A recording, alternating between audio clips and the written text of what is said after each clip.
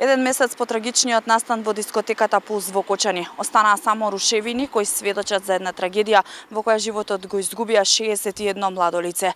Градот завиен во црно. Некролозите во централното градско подрачје сведочат за трагедија која никогаш нема да се заборави.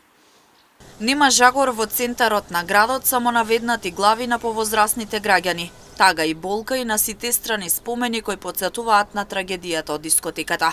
Анкетираните кочанчани велат дека тешко градот да се опорави од ваквата ситуација. Никогаш нема да биде како порано, кога паркот беше полн со млади кои шетаа, угостителските објекти беа место за собиранки, а Кочани беше град полн со дружелюбив народ и насмеани млади. Нема да се заборави, него се смирува ситуација, подруга е. Градот не ојде, што да кажеме. Младите деца не ојдоа половин градот, што да кажеме. Полошо и тоа има. Многу е жално, многу е тажно. Ево, не е како што беше по кафичите млади. Ево гледате народ, се се старци, а младите ни половин градот ојде. Што да кажеме.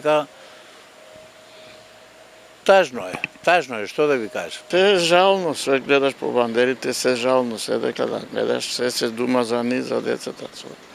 Овие нашите ајдуците ништо не гледат, парите само у джепо и те пуштија ги дома на притвор. Катастрофа, како народ да немаме. Како пустелија остана градот.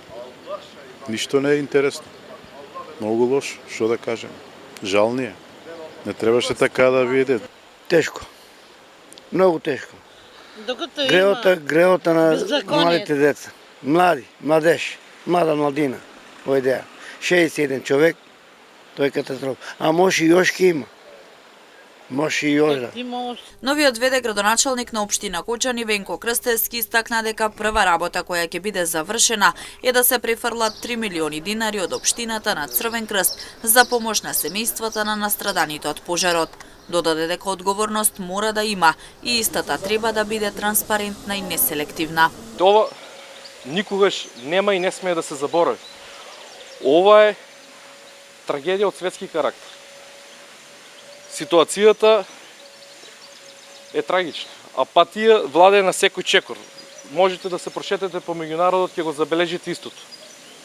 Ние имаме должност спрема настраданите да ги менјаме работите на подобро. Доколку оваа трагедија не ги разбуди сите институции во државата и драстично да се променат работите на подобро, сметам дека се е залудно. Но морам да потенцирам дека јавноста во Кочани, пред се, фамилиите на починатите настраданите, а и јас го делам истиот став, е дека сме незадоволни во целата постапка после несреќата. Сметам дека истата треба да биде неселективна и транспарентна. Минатиот месец на 16 во раните утрински часови изби пожар во дискотеката Пулс, во која животот го изгубија 61 младо лице, а околу 200 беа повредени.